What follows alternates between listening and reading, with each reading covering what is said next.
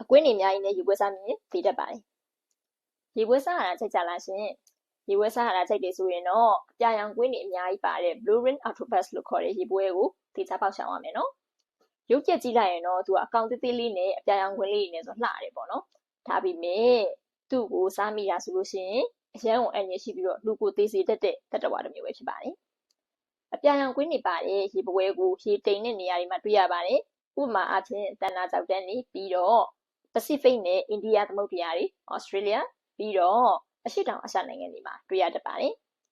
ဒီလိုဆိုတော့အရှေ့တောင်အာရှနိုင်ငံဆိုလို့ရှိရင်မြန်မာနိုင်ငံလည်းပါတာပေါ့နော်ဟိုတလုံးကဆိုလို့ရှိရင်အင်းစိန်ဈေးမှာဒီအပြာရောင်ခွင်းတွေပါတဲ့ရေပွဲကိုတွေ့တယ်ချက်တော်မဲ့ခါမှာတွေ့တယ်ဆိုပြီးဗီဒီယိုတွေစာတွေတက်လာတာလည်းတွေ့ရပါတယ်ဒီရေပွဲသေးသေးလေးကအရန်ကိုမှအန်ရရှိပါတယ်လူအသက်အန္တရာယ်ကိုလည်းချိန်ချောက်နိုင်ပါတယ်ဟုတ်ပါတယ်ဘာကြောင့်လဲဆိုရင်ဒီအပြာရောင်ခွင်းတွေနဲ့ရေပွဲမှာဆိုရင်ကဘာပေါ်မှာအားအပြင်းဆုံးအစိတ်တွေကတစ်ခုဖြစ်တဲ့ tetrodotoxin လို့ခေါ်တဲ့အစိတ်ရှိပါတယ်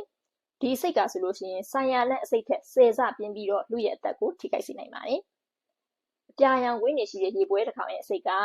လူကြီးအယောက်20ကိုသေစေနိုင်စွမ်းရှိတယ်လို့လည်းသိရပါတယ်သူ့ကိုချက်ပြုတ်တာအပူပေးတာတော့မှသူ့ရဲ့အစိတ်ကပြက်ပြဲသွားခြင်းမရှိပါဘူး